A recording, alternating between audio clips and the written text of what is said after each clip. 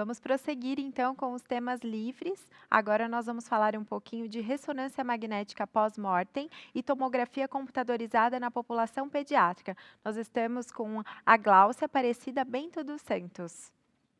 Olá, meu nome é Gláucia, sou biomédica, sou aluna de doutorado pelo Departamento de Patologia da Faculdade de Medicina e hoje eu vou apresentar uma parte do meu projeto de doutorado, então falando um pouco sobre as imagens pós-mortem por ressonância e tomografia na população pediátrica. Então, é conhecido, né, em pacientes adultos, em casos adultos, o uso da tomografia e da ressonância pós-mortem. E, no meu projeto, a proposta é desenvolver essa técnica, que foi mais difundida nesse período de pandemia, que é a técnica da autópsia minimamente invasiva na população pediátrica. Com o intuito dessa técnica, utilizando os exames de ressonância, tomografia, a técnica de angiotomografia, com o intuito de levar informações da causa-morte, muitas vezes na população pediátrica, sem uma causa específica, então, esclarecer a causa-morte, auxiliando na autópsia convencional. Também levar informações aos pais para futuras orientações genéticas e de novas gestações, e também na parte de ensinos, né, melhorando a compreensão e o conhecimento de patologias que tem descrito na literatura, mas sem muitos casos de representação na parte de imagem. Então, o primeiro caso, nós temos a imagem por tomografia, então, realizado na plataforma de imagem da sala de autópsia dentro da Faculdade de Medicina da USP. Nós temos um tomógrafo de 16 canais, onde protocolos que são base da clínica são reproduzidos na pesquisa pós-mortem. Então, nesse caso, uma paciente de 37 anos, com histórico de diabetes, ela apresentou o óbito fetal com 38 semanas. Então, foi feita a indução desse parto, e no momento do parto, um parto vaginal, né, parto natural, aconteceu a distócia de ombro, o que já leva a observar por imagem alterações na parte óssea craniana. Então, a gente consegue ver pela tomografia as alterações que esse tipo de situação no momento do parto acarreta. Então, o cavalgamento dos ossos cranianos. É possível observar um pouco de presença de ar no sistema circulatório. Então, a imagem por tomografia, ela tende a facilitar, esclarecer e direcionar a parte de estruturas ósseas, né? Então, aqui também, desse mesmo caso, foi possível constatar uma alteração de pé chato, né, que é uma definição congênita, que esse caso apresentava. Então, foi possível observar aqui nessas duas reconstruções em 3D e numa reconstrução MIP, a gente confirma que não tem nenhuma fratura óssea, e sim realmente uma anomalia. Também é possível observar um pouco de displasia do desenvolvimento do quadril, né, uma área de displasia. O outro caso é um dos objetivos desse projeto de pesquisa pós-mortem, onde é aplicado a técnica de angiografia no caso de pacientes pediátricos, onde eu posso ter acesso através do acesso femoral, através do cordão umbilical ou a injeção de contraste intraósseo. O contraste, nesse caso, utilizado é um contraste específico, já conhecido na parte pós-mortem, que é um óleo com uma densidade onde a gente consegue observar todo o sistema vascular.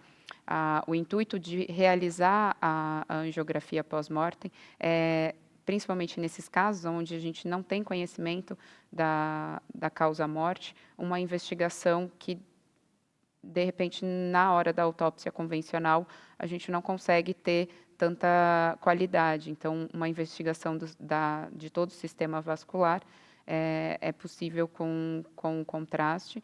Então, nesse caso, foi feito o contraste pela medula óssea, onde foi feito um acesso e injetado 20 ml de contraste, onde a gente conseguiu o preenchimento de todo o sistema vascular.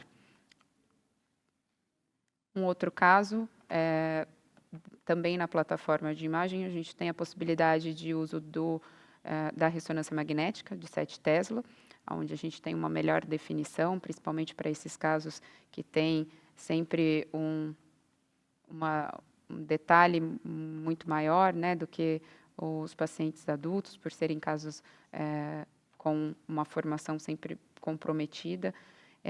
A gente consegue observar, nesse caso, um paciente de ventriculomegalia, onde foi possível, através da ressonância, observar a ventriculomegalia bilateral, a parte de ruptura da linha intrahemisférica, onde a gente também não vê, onde a gente observa a ausência de corpo caloso. Esse paciente é um paciente com esse caso era uma gestação de 28 semanas, então não nesse período era esperado já ter uma formação encefálica completa. Aqui, comparando as imagens, a gente observa que a tomografia para partes de tecido mole, ela acaba não sendo tão conclusiva como a ressonância, mas tendo acesso a ambas, auxilia na conclusão e na definição de caso. Aqui, o nosso próximo caso é um caso de 27 semanas, onde na tomografia foi possível observar alterações que já são conhecidas dessa patologia, que é a gasoenterite, onde o conteúdo hepático e a alça intestinal estão expostas para fora através do umbigo, do cordão umbilical.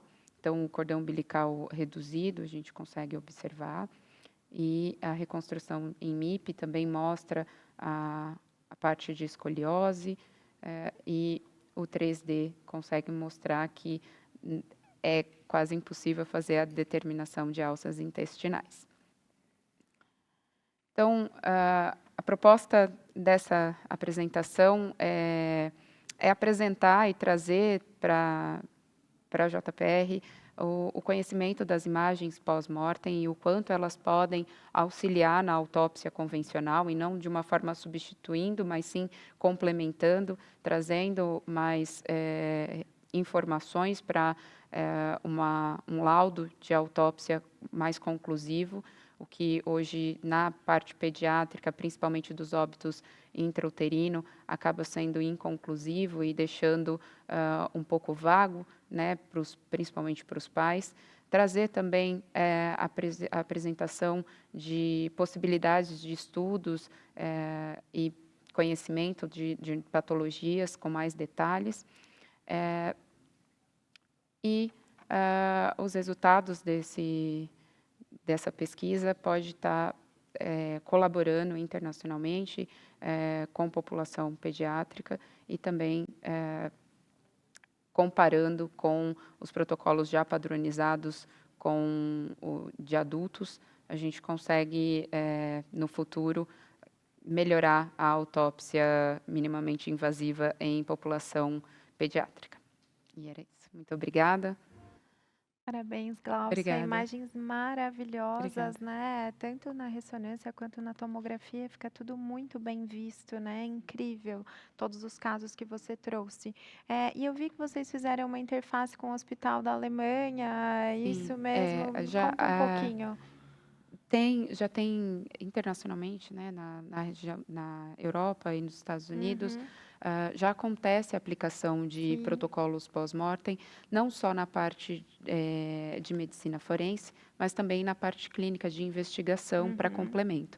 Então, existe um grupo na Alemanha, onde eles trabalham a linha forense e também clínica, e eles já desenvolveram, tanto na Suíça quanto na Alemanha, uma parceria, o protocolo para adultos, mas eles não têm uma população de óbitos Uhum. intrauterinos ou pediátricos com tanta frequência como aqui no Brasil. Uhum. Então, foi fechado essa parceria, né, para que aqui, onde a gente tem, infelizmente, uma maior Uhum. população pediátrica de óbitos, para que a gente possa ter um volume significativo para que desenvolva a técnica também para a população pediátrica, assim como já existe para a população adulta. Perfeito. Parabéns pela apresentação, pelo Muito trabalho. obrigada. Esse protocolo já está sendo desenvolvido por vocês para a população pediátrica? Sim, esse é o objetivo principal do meu projeto de doutorado. Então, a proposta é desenvolver da mesma forma concentração, volume, qualidade da imagem. Então, a gente Perfeito. ainda tem muito a melhorar. Lógico, a gente já tem a facilidade de estar com Uhum. 7 Tesla, né, o que na imagem de ressonância é Incrível. muito Superior. valioso, mas a gente tem a tomografia para anjo, que é também muito importante. Então, na tomografia, a gente está com base nos protocolos de clínica, a gente está melhorando para que a gente não precise aumentar a radiação, não precise aumentar nenhum parâmetro para conseguir boas imagens. Para a população pediátrica, isso é animador, né, Isso. Fabi? No caso, aqui no Brasil, a gente tem bastante morte também por maus tratos, né? Então, internacionalmente, eles usam até essa ressonância pós-mortem ou a tomografia para poder tirar outras crianças de um Exato. ambiente de abuso, enfim, e evitar futuras mortes, né? Então, eu acho que aqui no Brasil isso é muito interessante, é um protocolo muito. Parabéns pelo seu trabalho, Obrigada. pelo doutorado. Obrigada. Tá bom?